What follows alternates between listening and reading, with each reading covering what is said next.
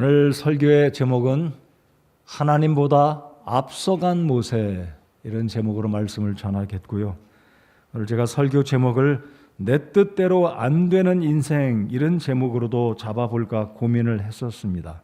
저를 한번 따라서 해보시겠습니까? 내 뜻대로 안 되는 인생.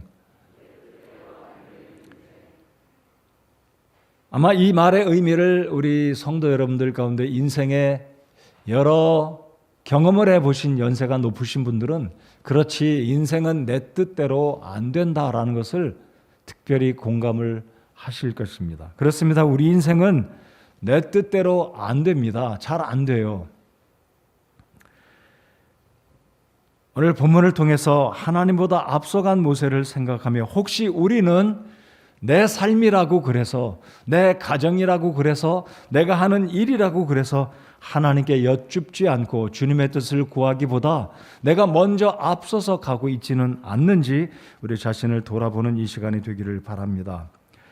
제가 지난 수요일 날 설교하면서 이제 하나님에 대해서 좀 생각해 보고 싶다, 제가 말씀을 드렸습니다. 그래서 하나님이 어떤 분이신지 우리가 바로 알아야 구원받지 못하신 분은 구원을 받게 될 것이고, 구원받은 성도는 하나님을 더 잘 알 때 우리 하나님의 뜻을 따라서 주님을 섬길 수 있기 때문에 하나님에 대한 말씀을 전해보자 제가 기도하면서 준비하였고, 오늘 이 아침에는 이 하나님 앞에 쓰임받는 이 모세를 중심으로 하나님을 제가 우리 성도님들과 함께 말씀을 통해 은혜 받기를 원합니다. 그래서 이 모세가 어떤 사람이었는지 먼저 모세에 대해서 살펴보고, 그리고 다음 주에는 출애굽기 2장 3장에서 이 모세가 하나님을 만나는 장면을 통해 우리 하나님이 어떠한 분이신지, 하나님이 어떻게 이스라엘 백성들을 이끌어 가셨는지 말씀을 통해 도전을 받기 원합니다. 여러분, 구약 성경의 첫 번째 책인 창세기는 성경 66권 전체를 이해하고 성경이라는 하나님의 말씀을 열어서 하나님의 신비한 말씀을 이해하는데 굉장히 중요한 책입니다. 그러니까 성경의 관문과 같은 책, 성경의 열쇠와 같은 책이라면 바로 창세기입니다. 제가 오늘 설교 서론에 창세기 이야기를 쭉 더 해드리려고 하다가 시간이 부족하니까 간단하게 이 정도만 해드리고요. 이제 12장부터 마지막 50장까지는 출애굽기의 핵심 인물 4사람이 나옵니다. 여러분이 잘 알고 있는 인물들로서 아브라함과 그의 아들 이삭과 그의 아들 야곱과 그의 아들 요셉, 이 4사람의 족장 이야기가 창세기 12장부터 50장까지 창세기의 거의 3분의 2 이상을 이루어 가고 있는데요. 이 4사람을 통해서 우리가 살펴봐야 될 것은, 하나님은 타락하여 죄 가운데 빠지고 지옥에 갈 수밖에 없는 이 인생들을 구원하기 위해서 이 구원의 모습들을 아브라함부터 이 요셉까지 쭉 보여주고 있다라고 생각해 주시기 바랍니다. 이 특별히 요셉이란 인물은 우리 아이들도 참 좋아하는 인물입니다. 그 꿈을 꾸었고 그 꿈이 실행되기를 인내하며 참았던 이 요셉. 근데 오늘 본문에 보시면 이 요셉을 알지 못하는 파라오가 이 이집트의 왕이 일어남에 이스라엘 백성들을 핍박하고 힘들게 하는 이 역사적인 순간들이 이제 시작이 되는 모습을 보게 됩니다. 출애굽기 1장 8절을 다시 한번 보실까요? 이제 요셉을 알지 못하는 새 왕이 일어나 이집트를 다스리더라 그랬습니다. 그러니까 이집트의 새로운 왕조가 등장을 하게 된 것입니다. 이 요셉은 셈족이었습니다. 저와 여러분도 셈족이죠. 그러니까 피부가 황인종, 머리가 검은 이 유대인들이, 히브리인들이 셈족이었는데, 이 요셉의 공적을 알았던 이 이집트의 파라오는 역시 셈족이었습니다. 그런데 이 이집트의 백성들은 피부가 검은 함족 사람들이었습니다. 근데 파라오가 셈족이다 보니까 이집트 백성들은 마음속에 불만이 있었고 파라오를 향해 원성을 품었지만 감히 파라오를 도전할 수 없기 때문에 그렇게 세월이 흘렀습니다. 그러다가 결국은 이 함족이 나라를 향해 반기를 들고 셈족의 파라오를 물리치고 함족의 파라오, 함족의 왕이 이집트의 권좌에 오르게 되면서, 그리고 시간이 흘렀기 때문에 이 요셉이 어떻게 이집트에서 있었던 7년의 풍년을 잘 관리해서 7년의 아주 극심한 재난 가운데, 그 기근 가운데 이집트 온 백성들을 먹여 살리고 구했는지 이 새로 등장했던 함족의 파라오는 잘 알지 못했을 것입니다. 알았을지라도 과거에 셈족의 파라오가 자신들을 다스렸던 것에 대한 원성을 가지고 동일했던, 나날이 인구가 불어나고 있던 이 이스라엘 히브리인들을 경쟁하면서 두려움 가운데 생각했기 때문에 새로 등장했던 이 파라오, 함족의 파라오는 이스라엘 백성들을 핍박하기 시작한 것입니다. 그래서 오늘 본문의 9절에 보시면 그가 자기 백성에게 이르되, 함족 백성들이죠, 보라, 이스라엘 자손의 백성이 우리보다 더 많고 강하도다. 그러니까 두려움을 느끼기 시작한 것이죠. 그래서 오늘 본문을 통해서 이 모세가 파라오로부터, 이집트 백성으로부터 학대를 당하고 곤궁한 일을 처하게 됐을 때 이집트 왕궁에서 자랐던 이 왕자였던 셈족 출신이었던 이 모세는 내가 이 백성들을 구원하겠다라는 생각으로 하나님보다 앞서간 모습을 통해 교훈을 받는 이 시간이 되기를 바랍니다. 여러분이 잘 알고 계시듯이 이 모세가 태어날 때는 방금의 상황처럼 이 함족의 파라오가 핍박을 했기 때문에 모든 이스라엘 남자 아이들은 나일강에 던져져야만 했었습니다. 나일강에 던지면 악어밥이 되거나 물속에 빠져 죽음을 당하는, 살아날 수 있는 가능성이 없는 그런 상황에 모세가 등장을 하게 됩니다. 그래서 오늘 설교 대지 첫 번째, 이스라엘의 구원을 위해서 우리 하나님은 모세를 준비시키셨습니다. 하나님의 계획은 모세를 통해서 이스라엘 백성들을 이집트 종살이에서 건져내시려고 계획을 세우신 것은 분명합니다. 그런데 모세는 그 때와 시기를 잘못 알고 자신의 힘과 자신의 방법으로 이스라엘 백성들을 구출하려고 했던 것입니다. 좀 더 역사적인 이 모습을 알려드리기 원합니다. 이 모세가 출생했을 때에 이 이집트를 다스렸던 왕은 말씀드린 것처럼 셈족의 파라오를 축출했던 아모스 1세가 이집트의 18왕조 파라오로 등장을 하게 됩니다. 아모스의 1세 아모세. 그리고 그 뒤를 이어서 아멘호텝이라는 이 이집트의 파라오가 이제 이집트를 다스리게 되었고, 이제 모세가 드디어 태어날 그 당시에 이 히브리의 남자 아이들을 강에 던져버리라는 혹독한 명령을 내리고, 오늘 본문에서 읽었던 것처럼 우리가 그들을 지혜롭게 다루자, 그들이 번성하고 또 전쟁이 일어날 때 우리의 원수들과 연합하여 우리를 칠 것이다라고 이 전략적으로 이스라엘 백성들을 학대했던 사람은 이 투투모스 1세라는 사람입니다. 투투모스 1세. 자, 그런데 이 투투모스 1세는 선왕 아멘호텝 1세의 친자가 아니었습니다. 보통 상식적으로 말하면 혈통을 이은 사람, 그 아들이 왕자가 왕이 되는데 이 투투모스 1세는 아멘호텝 1세의 친자가 아니었습니다.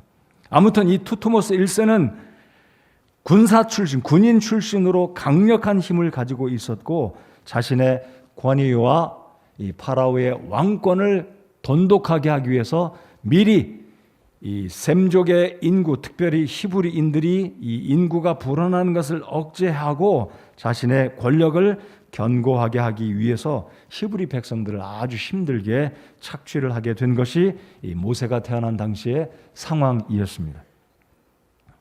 자, 그래서 오늘 본문 8절에 보면 요셉을 알지 못하는 새 왕이란 투투모스 1세를 성경은 말하고 있습니다. 그러니까 세계 역사에 보면 이 창세기 출애굽기에 등장했던 이집트의 왕들, 이 파라오의 이름들을 세계 역사에서 찾아볼 수가 있다라는 것이죠. 단지 성경은 이 요셉을 알지 못하는 새 왕의 이름을 언급만 하고 있지 않을 뿐이지, 역사적으로 보면 이 당시의 왕들 파라오가 누군지 우리가 알 수 있게 된다는 것입니다. 자, 그래서 이 모세가 태어날 때 하나님이 어떻게 이스라엘 백성들을 구출하시려고 모세를 준비하셨습니까?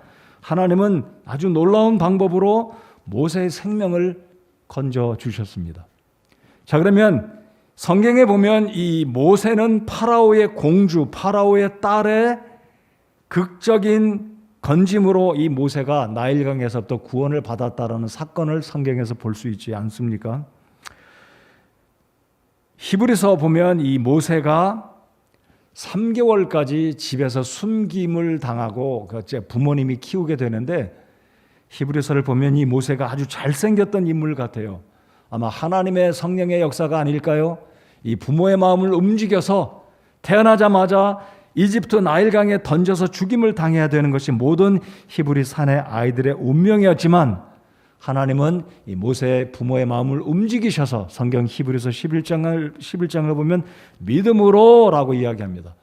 그러니까 이 모세의 어머니 요게벳을 비롯해서 그의 아버지는 이 모세가 태어났을 때 당시의 세상의 법에 의하면 강에 던져서 죽여야 되는데 믿음으로 자신의 아들들을 숨겨놓고 키우게 됐다는 겁니다.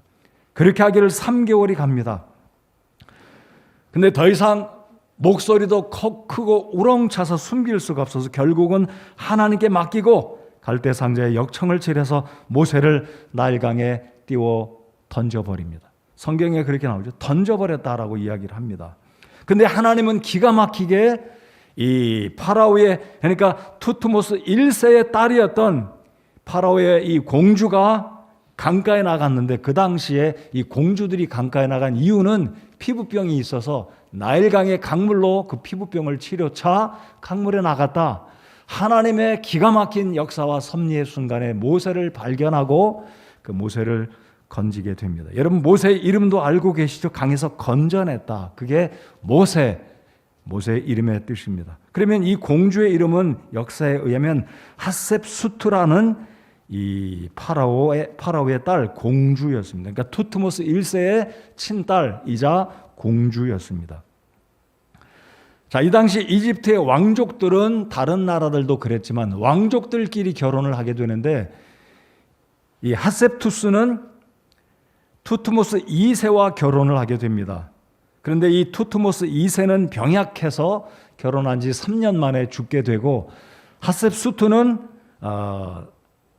파라오의 그 지위를 얻어야 되는데, 전통으로 보면 투트모스 3세가 파라오가 돼야 되는데, 투트모스 3세가 워낙 어리니까 핫셉수트는 투트모스 3세를 대신해서 섭정을 하게 됩니다. 섭정을 약 22년, 23년 긴 세월 동안 섭정을 하게 되는데, 이 당시에 핫셉수트는 친아들이 없었기 때문에 때마침 나일강에서 건져냈던 그 히브리인의 아들 모세를 자신의 아들로 입양을 하고 모세를 키우고 모세를 후원하게 됩니다. 그래서 모세는 우리가 아는 것처럼 이집트의 왕자로 굉장한 실력을 구비하게 되는데, 성경에서 모세의 어린 시절을 기록한 그 본문은 사도행전 7장과 히브리서 11장, 그 이외에는 모세의 어린 시절의 기록이 전무합니다.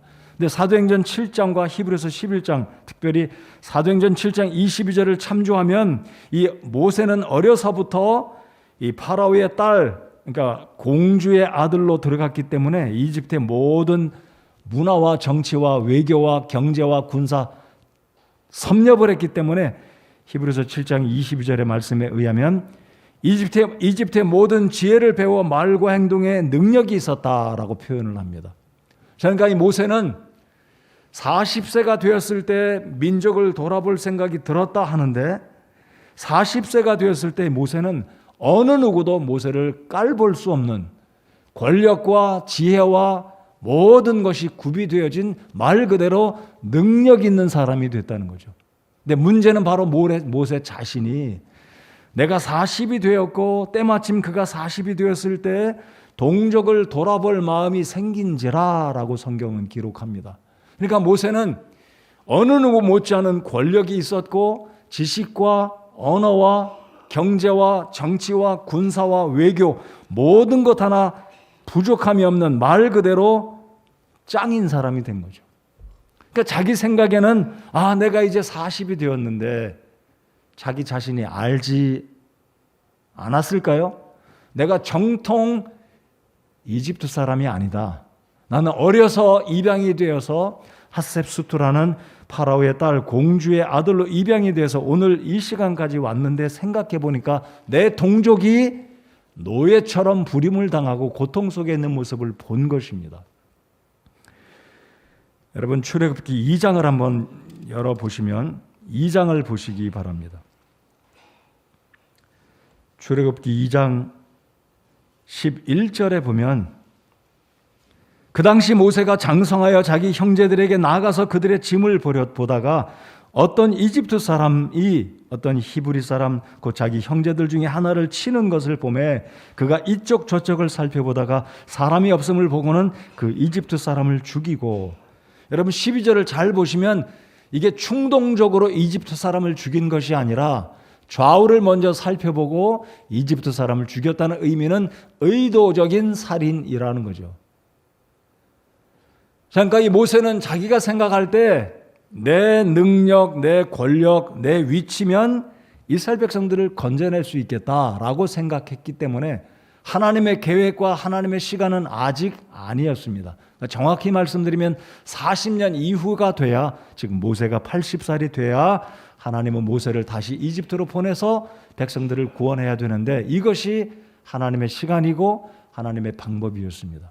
근데 모세는 40이 되었을 때 이런 상황을 목격하면서 마음속에 감동이 있고 동족을 향한 어떤 연민이 있었겠지만 모세는 자신의 실력과 능력으로 내가 내 동족을 구원할 수 있으리라 생각하라고 의도적으로 지금 살인을 했다는 거죠. 그러니까 히브리어 단어를 보면 이것이 충동으로 한 번, 두 번 주먹으로 친 게 아니라 그 사람이 죽을 때까지 계속해서 물리적인 힘을 가해서 이집트 사람을 쳐서 죽였다라는 것이 히브리어 단어의 의미입니다.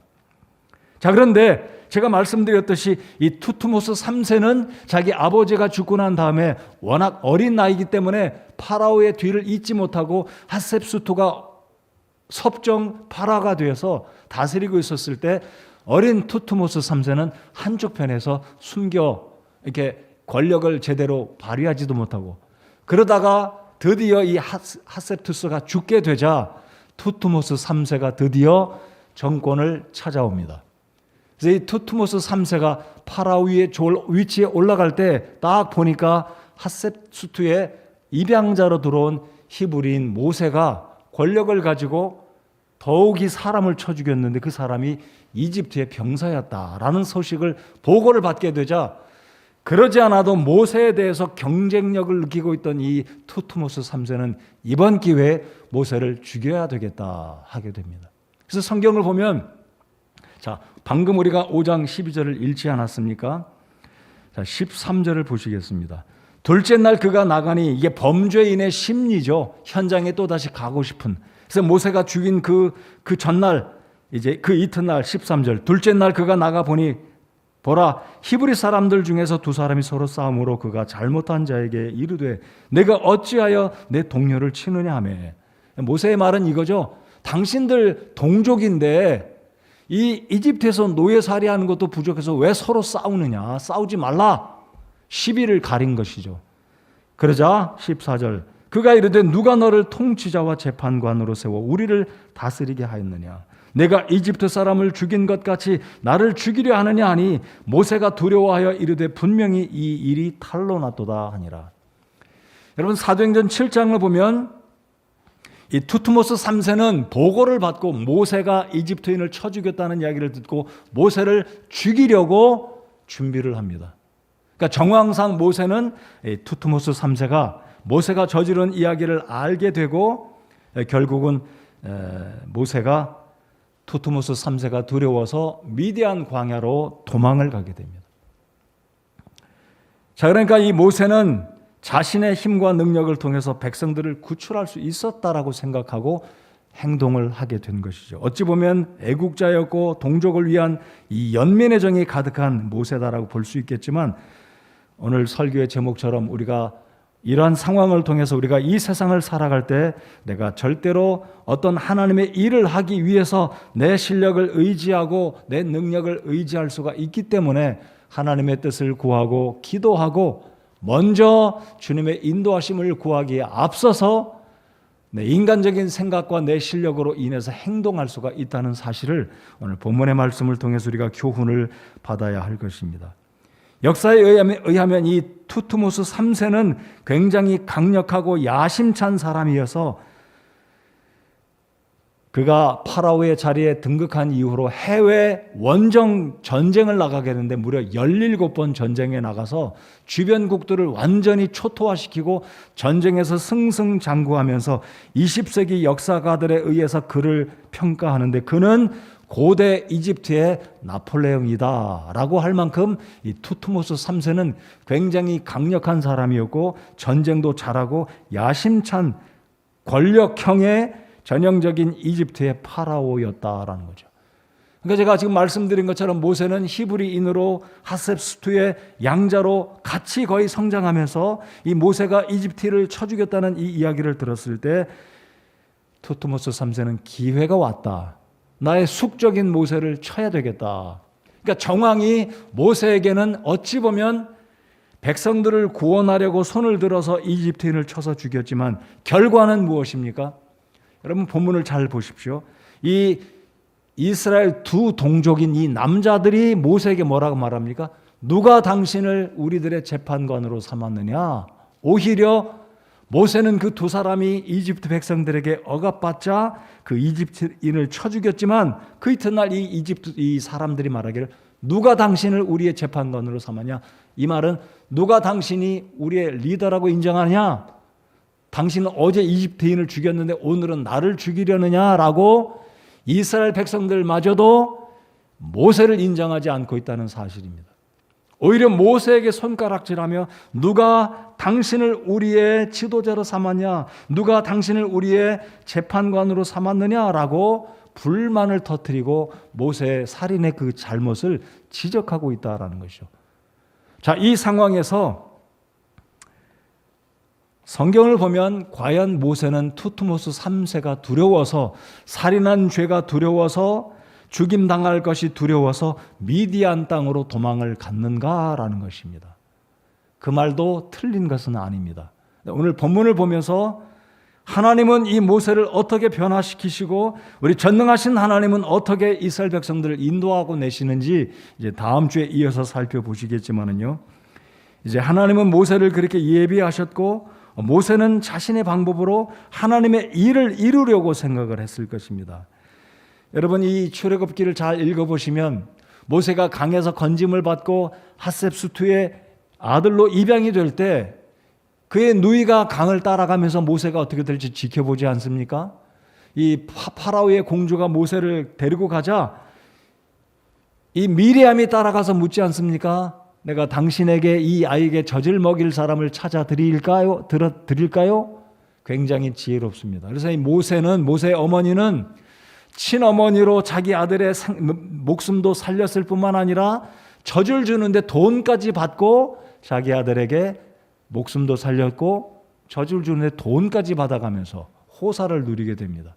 자, 이 부분에 있어서 모세는 어렸을 때에 얼마간은 잘 모르겠지만 적어도 어렸을 때 어머니로부터 젖을 먹으면서 히브리인의 문화와 히브리인의 정체성과 히브리인의 신앙을 마음속에 지니고 성장하게 되었다는 것입니다.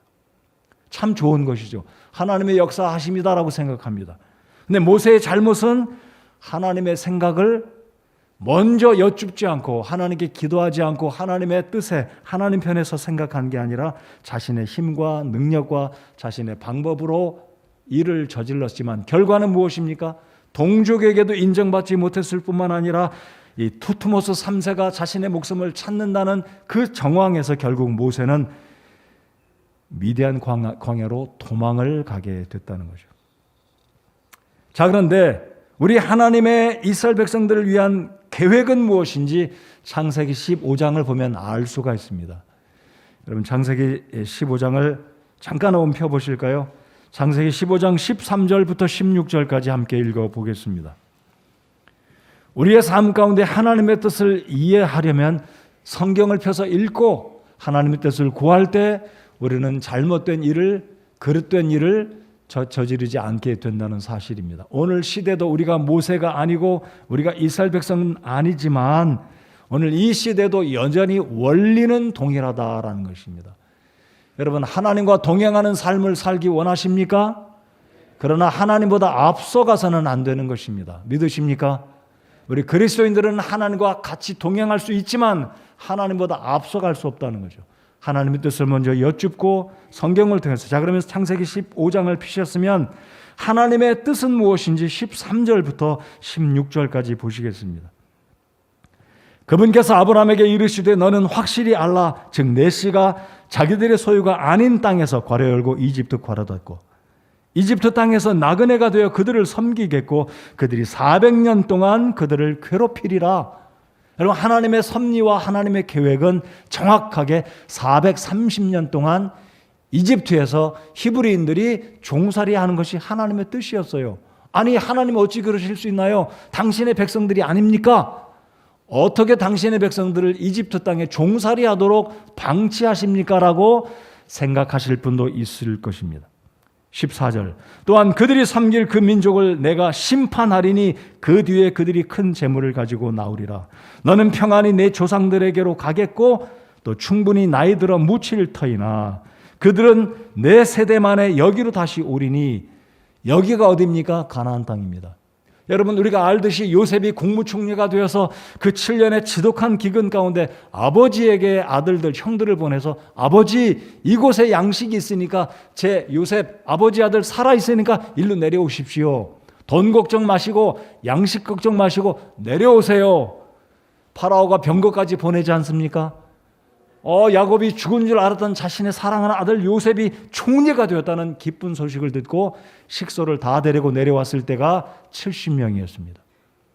여러분, 70명 가지고 이스라엘 백성들 온 세상에 우리가 하나님 백성이요라고 할 수 있겠습니까? 아닙니다. 하나님의 구원의 계획은 이스라엘 민족을 거대한 민족으로 만드시기 위해서 이들을 이집트로 보내신 거예요. 이집트에서 가장 비옥한 땅, 그곳에서 양떼를 치고 목축업을 하다가 이들을 200만이 넘는 민족으로 만드시기 위한 것이 하나님의 계획이었다는 거죠. 그리고 이집트 병사 한 명 쳐 죽이고 전쟁을 통해서 하나님을 드러내는 게 아니라 하나님은 전쟁이 아닌 방법으로 이들을 구출해내시는데 그게 무엇입니까? 어린 양의 유월절 절기를 통해 마음이 완악했던 이 이집트 사람과 파라오는 결국 장자가 죽지 않습니까? 어린 양을 희생해서 그 피를 문설주에 바를 때 이집트 사람들은 한 사람도 죽지 않지만 이집트의 모든 장자들과 파라오의 아들은 죽어나갑니다. 이것이 하나님의 구원의 계획이다 이거죠. 하나님의 구원은 전쟁을 통해서 백성들을 구출해내는 게 아니라 하나님을 믿고 장차 오실 예수 그리스도의 보혈을 믿는 사람은 개인적으로든 누구든 다 구원받는다는 것을 예표하는 것이 하나님의 섭리와 계획이었는데 모세는 하나님보다 앞서가서 내 힘으로 내 권력으로 내 백성들을 구하겠다. 하나님보다 앞서간 거죠. 그럼 하나님은 놀라운 계획이 있으셨어요. 이것이 하나님의 구원의 계획이었는데 이 모세는 그 순간은 알지 못한 거죠. 그러니까 모세의 때로부터 앞으로 40년이 더 있어야 이스라엘 백성들이 200만을 이루고 민족을 이루고 하나님이 드디어 모세를 불러다가 이 10가지 재앙, 특별히 10번째 재앙 6월절에 그 놀라운 하나님의 섭리를 보여야 되는데 모세는 무력으로 사람을 쳐 죽이고 결국은 투트모스 3세에 의해서 도망자가 되게 된 것입니다. 사랑하는 성도 여러분들, 꼭 기억하십시오. 세상에서 잘 되는 사람, 똑똑한 사람일수록 하나님의 뜻을 먼저 구해야 됩니다. 소위 말해서 잘 나가는 사람일수록 앞서가기가 쉽기 때문입니다. 내 지혜, 내 능력으로 하나님께 여쭙지 않고 특별히 믿음이 아닌 세상적인 방법으로 하나님의 일을 할 수는 없는 것입니다. 모세는 그렇게 생각한 거죠. 잘 배웠고 권력도 있고 모세를 깔볼 수 있는 사람은 아무도 없었습니다. 어찌 보면 모세는 파라오의 뒤를 이어 핫셉수트가 살아있었다면 아마 이 모세는 이집트의 파라오가 될 가능성이 아주 높았던 사람이었습니다. 그러나 하나님의 방법은 아니었어요. 하나님의 방법은 전쟁이나 살인이나 이런 방법이 아니라 하나님의 방법으로, 하나님다운 방법으로 놀라운 어린 양의 희생에 예수 그리스도의 죽음을 상징하는 어린 양의 절기를 통해 이집트의 모든 민족을 납작하게 만들었고 우상을 섬겼던 그들에게 참 하나님이 누구신지 보여주실 만한 놀라운 카드를 가지고 있었는데 모세는 앞서서 행동한 것이죠. 자, 결국 모세는 미디안 광야로 달아납니다. 여러분 잠깐 히브리서 11장을 한번 열어보시겠습니다.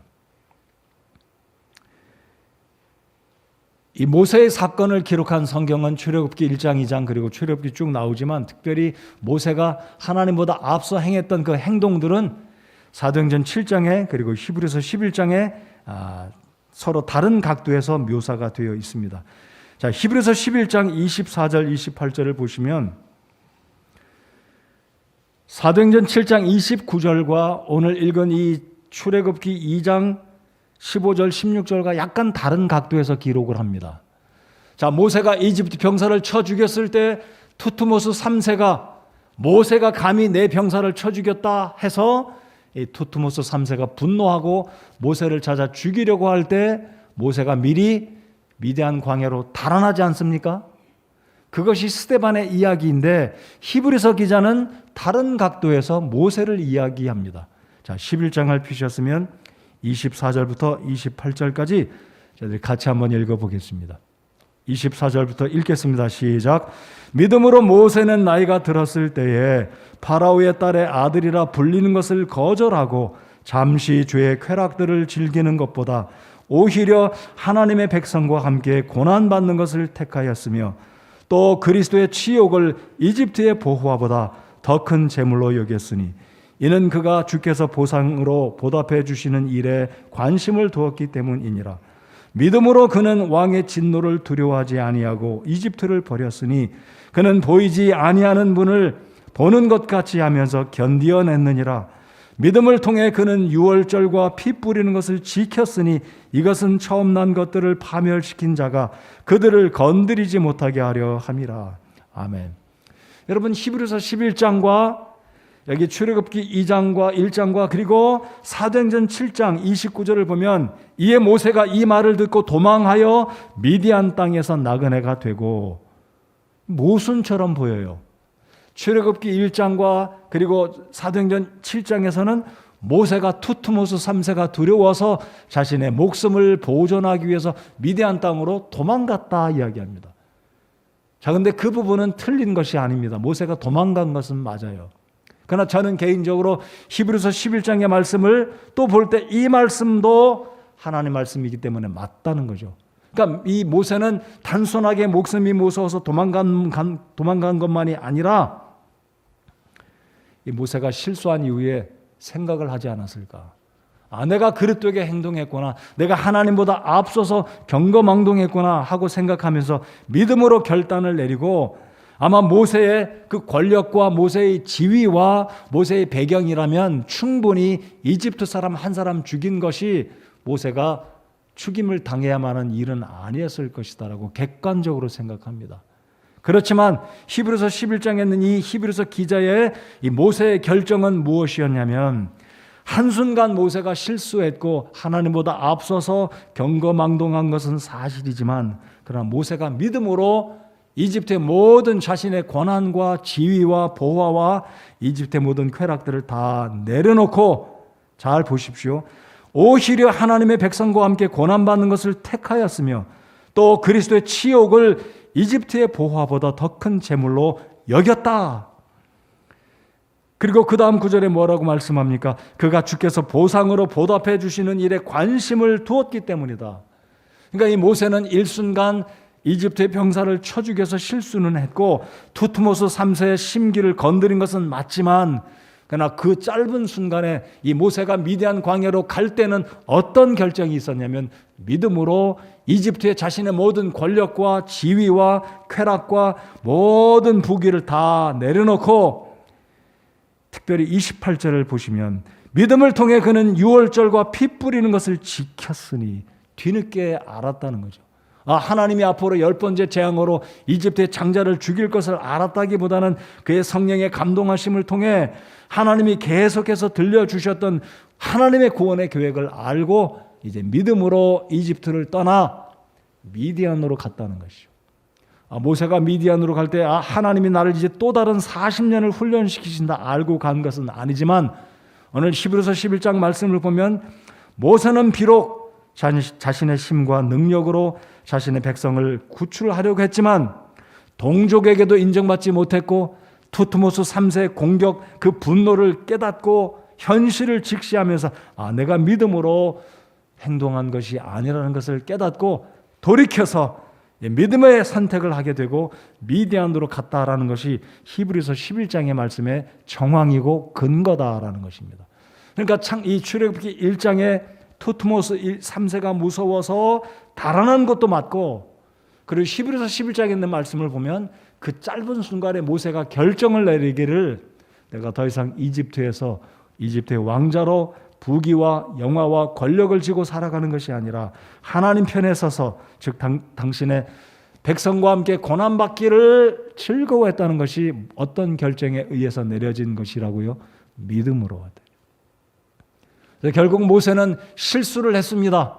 성도 여러분, 우리는 살아가면서 실수는 다 합니다. 크고 작은 실수를 우리가 다 합니다.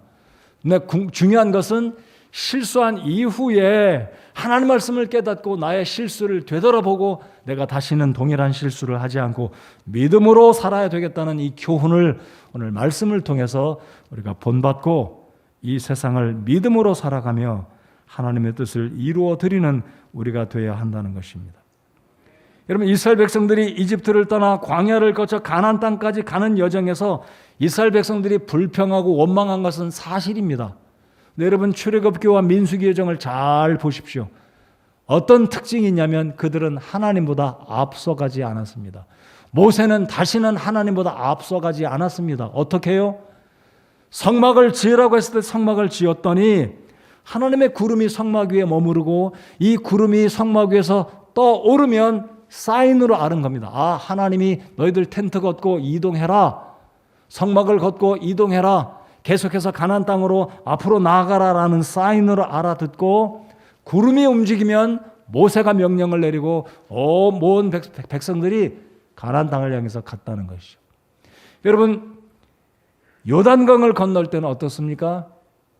모세가 죽지 않았어요. 그러니까 여호수아가 이제 이끌어 가는데 하나님이 여호수아에게도 말씀합니다. 하나님의 언약궤 법궤를 앞세우고 그 법궤를 따라가라. 그러니까 이스라엘 백성들은 이 모세의 인도, 여호수아의 인도 가운데 하나님보다 앞서간 모습은 발견할 수가 없습니다. 한 번의 실수는 모세에게 아픔을 가져다 주었지만 이 모세가 하나님의 뜻을 깨닫고 두 번 다시 실수한 것이 아니라 이제 40년 후 모세가 80이 되어서 다시 이집트에 돌아오게 되는데 그때 파라오는 또 다른 파라오입니다. 이제 이 모세는 한 번의 실수를 경험하고 백성들을 이제 이집트에서 데리고 나와서 가나안 땅까지 가는 여정에서는 모세는 하나님을 앞서가지 않았었다는 거죠. 여러분, 이 세상의 유행과 불신자들이 추구하는 세상적인 쾌락을 우선순위에 두고 살고 있지는 않으신가요?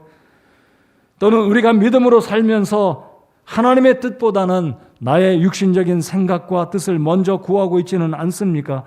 성도 여러분들 꼭 기억하시기 바랍니다. 하나님의 일은 세상의 지식으로, 세상의 경험으로 하는 것이 절대로 아닙니다. 하나님의 일은 하나님의 뜻 안에서, 하나님 말씀 안에서 성령 하나님의 인도하심 가운데 해야 되는 것입니다.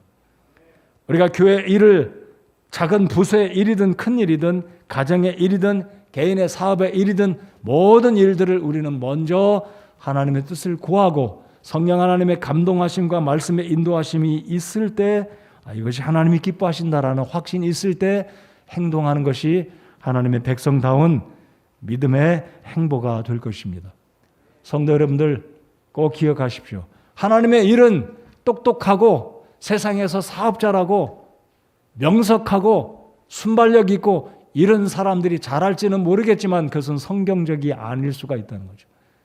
모세는 능력이 있을 때, 권력이 있을 때, 자신이 생각할 때 이 사람을 쳐 죽이고 무력으로 내 위치에서 내 역량이면 내 백성을 구출할 수 있겠다 생각했지만 아니었습니다.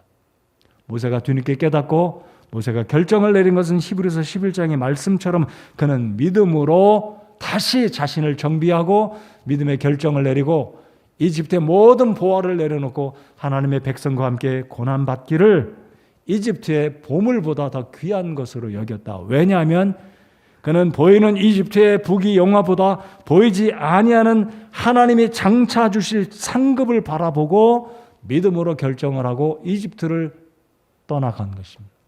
미디안 땅으로 가서 하나님의 인도하심을 바라며 그렇게 40년을 지나가게 되었고, 이제 다음 주에 살펴볼 하나님이 드디어 나타나셨습니다. 모세를 다시 부르시고 이집트로 그를 보내시는 장면이 이제 출애굽기 3장에 나오게 되는데, 결론입니다.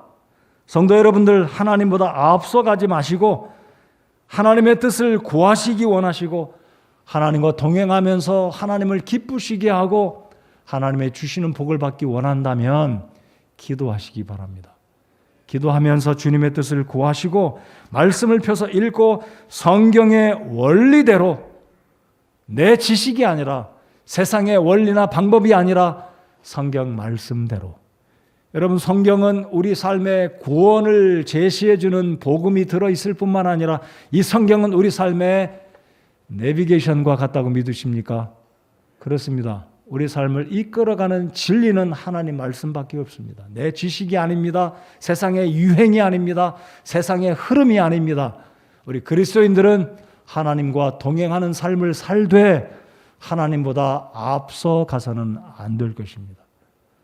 성도 여러분들, 어떤 결정, 여러분의 사업, 여러분의 직장, 여러분의 가정, 자녀, 어떤 부분에 있어서 내 지식과 내 선지식, 경험, 이런 것들이 하나님 말씀은 뒷전에 두고 세상적인 흐름과 세상의 원리가 우리의 판단과 결정을 하는데 영향을 끼친다면 잠깐 멈추시고, 실수는 할 수 있을지언정 두 번 다시 동일한 실수하는 것이 아니라 하나님의 뜻을 구하고, 그리고 믿음으로 하나님 뜻을 발견하고 주님의 뜻을 따라가는 것이 우리 성도의 본분이고, 그것이 복받는 길이고 우리의 일상에, 우리의 일에 그릇되는 것을 방지하는 최선으로 하나님을 기쁘시게 하는 것이다 라는 것을 확신하시는 오늘 이 아침의 말씀이 되시기를 바랍니다.